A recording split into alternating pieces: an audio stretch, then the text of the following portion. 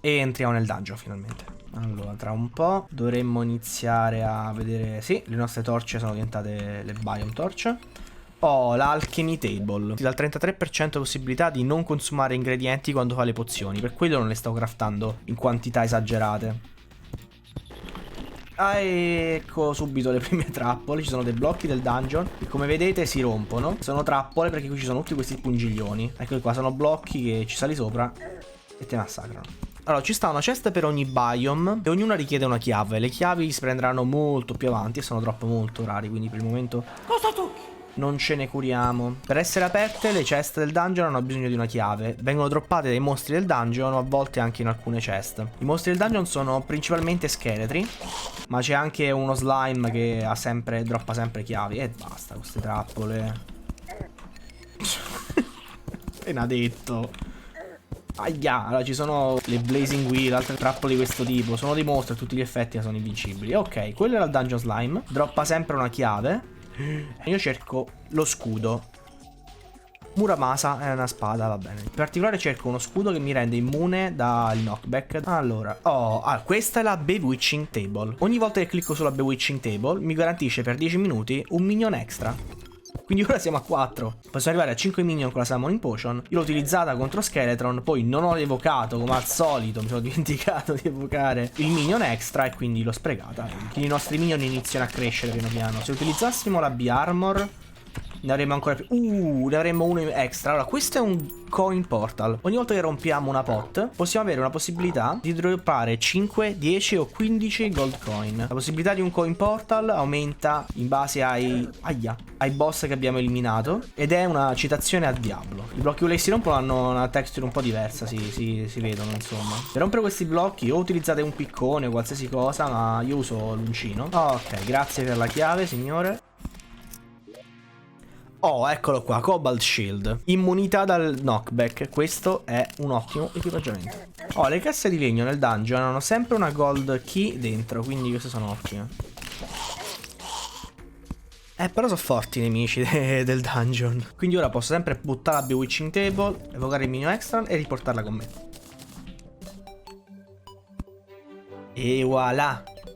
Craftiamo un Obsidian Skull, perché quello può essere combinato con il Cobalt Shield per fare un Obsidian Shield. 2 punti di difesa, immunità dal rinculo e dai Fire Block.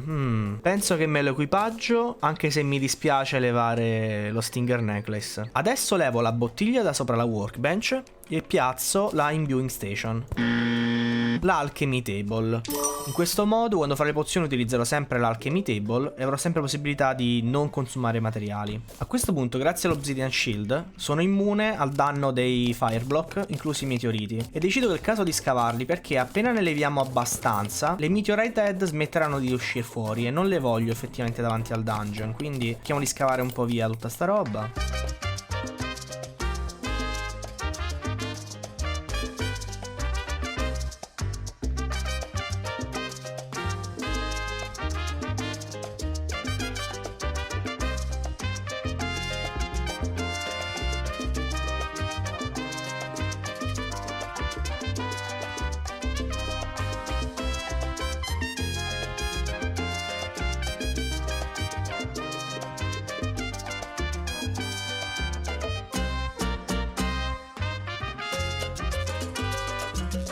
Ok, la musica è cambiata, quindi ho scavato abbastanza meteoriti da bloccare lo spawn. Torniamo al dungeon. Ah, attenzione! Mi ero completamente dimenticato questa cosa, ma qui nel dungeon si spawna legata il meccanico. Yeah, quindi ora possiamo fare le diavolerie. Compro subito la roba in modo che poi se anche lei muore non devo aspettare che si respawna. Un po' di wire a caso, tutta sta roba qui poi la prenderò dopo. Il mechanical lens mi serve e tutto il resto lo prenderò dopo. Dai, adesso può anche morire il meccanico. Il meccanico ho detto, non io. Intanto ci sono le wrench, sono di 4 colori diversi, così possiamo posizionare 4 tipi di cavi diversi e possono essere uniti in quella multicolor insieme al wire cutter che invece le rimuove. Se poi utilizziamo 60 cavi, il multicolor wrench, la mechanical lens che ti permette di vedere i cavi su schermo e il righello, possiamo fare il The Grand Design. È un ottimo equipaggiamento per chi vuole fare le diavolerie tecniche. Grazie a lui possiamo mettere i cavi nello slot delle munizioni. Funziona così, col tasto destro possiamo scegliere cosa piazzare, se è uno dei 4 tipi di cavi oppure gli actuator che vedremo più avanti, oppure cliccando qui possiamo decidere cosa togliere invece. Siccome i cavi sono abbastanza costosi, conviene andare in giro e raccogliere tutti i cavi possibili che si spawnano normalmente nel mondo per creare le trappole. Ho spostato in una di queste chest vicino al Tinkerer's Workshop tutti gli equipaggiamenti con scritto Material. Possiamo combinare il Blizzardina Balloon con un Horseshoe, possiamo creare il Mana Flower, che questo è molto importante però per i maghi, e la Sweetheart Necklace, che non la utilizziamo però perché no? Adesso non è più un materiale, quindi la rimetto insieme agli altri equipaggiamenti che non sono più materiali.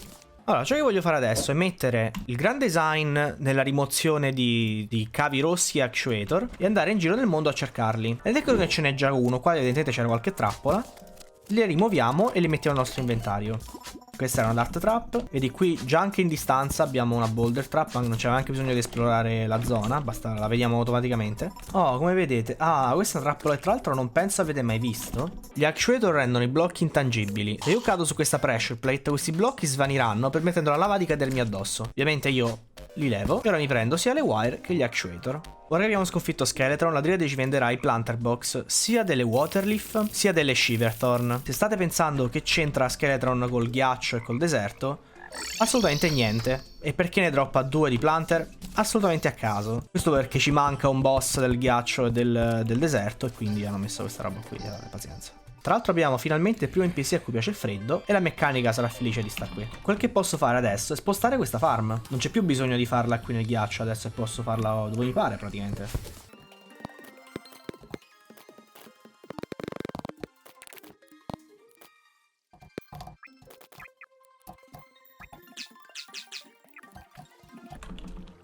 Ah, c'è una festa. Quando ce l'abbiamo la particle, ogni tanto si fanno delle feste. Quando c'è la festa, andiamo dalla particle e lei ci darà un pezzo di torta. Questo è molto importante perché tu ci clicchi e hai più velocità per 2 minuti. In più lei ti vende un sacco di roba durante la festa, ma importante sono le pigronata, però costano un botto, 89 silver. Le pigronata ti danno soldi, cose legate ai coriandoli e il bacon che è un ottimo cibo, però costano un botto. Prendiamone una decina, molto semplicemente le piazzi e le spacchi.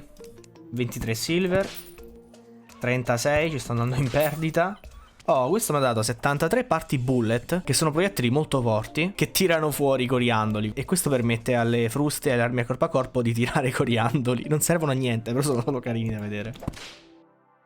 Non l'ho mai fatto vedere, ma la stilista può cambiare i colori dei tuoi capelli. Ad esempio c'è quello della vita, che da rosso acceso i tuoi capelli diventano più scuri man mano che perdi vita. Stessa cosa con il mana. Proviamolo però. Sono completamente rosso adesso, poi man mano che prendo danni diventa più chiaro. È carino come roba, dai. Cioè, ma la tinta me la sono bevuta e ha funzionato incredibilmente.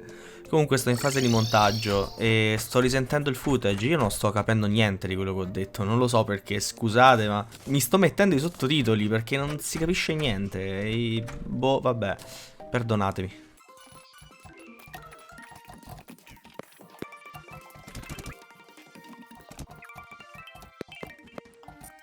Ho dovuto ricacciare le ranette perché non funzionano le api qua dentro. Colleghiamo tutto.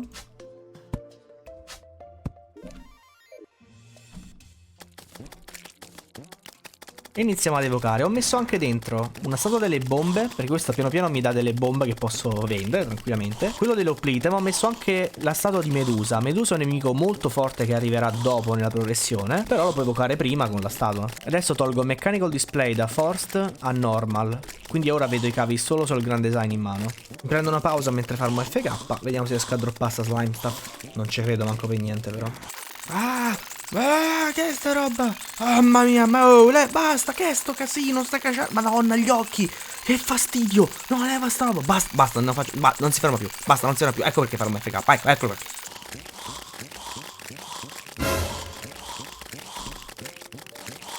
Oh, fermate, buoni tutti, eccola. L'ho presa.